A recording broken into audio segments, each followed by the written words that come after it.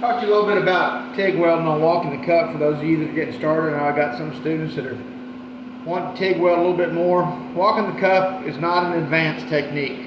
However, it's a little bit more complicated than you just learning how to freehand like this. Okay. Once you understand how it works, though, it is pretty easy. What's happening is, here's my gas cup. It's resting on my material. What I'm trying to do is basically move my tungsten side to side like this. How that happens when I'm walking the cup is my cup is over here on this side. I'm going to pivot and I'm going to roll. When I get over to that side, I'm going to pivot again and I'm going to roll, pivot, roll, pivot, roll, pivot, roll. Now how much you pivot, how far you roll, that's what you got to practice at, is kind of controlling that. Okay, but it's not very hard. One of the things that you got to be aware of, if you're adding filler metal, I suggest you practice without filler metal first, but when you do start adding filler metal, leave it down fairly low. Okay, don't have it up at an angle like this. It's going to easily melt and wash and melt away. So I'll do one real quick. Don't think you're going to be able to see the art, but may give you kind of an idea. Tungsten pointing slightly forward. Again, all I'm going to be doing is this motion right here.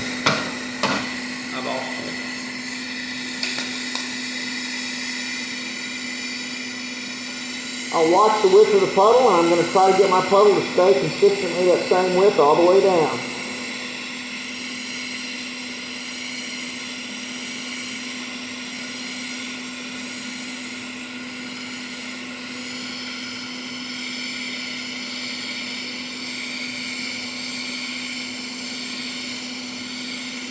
How fast you move can vary with your amperage, thickness of your material, all that stuff.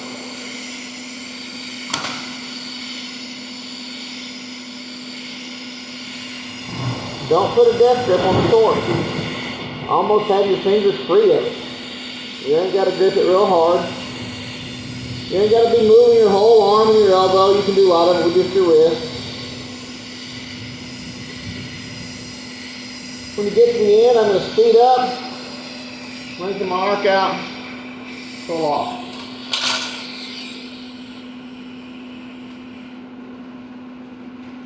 This one, of course, is not fabulous, but I don't do this for a living.